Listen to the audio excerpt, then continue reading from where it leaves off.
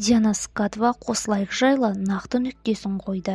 Сәлем қымбатты көрермен, сіз білген және сіз күткен арнаны назарларыңызға қайта оралды. Біз сізге ең жақсы ұсынамыз. Жұмысымыз жауапсыз қалдырмау үшін видео астында лайк белгісін басып қойыңыз. Сіз басқан болсаңыз ендеше біз бастаймыз. Диана Скатова қос лайк жайлы нақты нүктесін қойды. Ол қос лайк туралы бейнебаян жолдады. Бейнеде Диана қос лайктың 1 маусымнан 4 маусымына дейін ең қызу бейнелерді жариялап, жан тербетерлік сөздерін айтып, көзіне жас алды. Мен барымды салдым, жан тәнімді беріп істедім. Мен проектпен ауырдым дейді ғой. Енді бәріне нүктесін қойдым. Негізі ұзақ жол өз мәресіне жетті. Қолдауларыңызға рахмет. Мен өте ризамын ол жердегі жолыма, тағдырыма. Сіздерге рахмет. Диана Скатова өмірінде көп өзгерістер болды. Көптен бері жүрген жігітімен айырылып кеткен.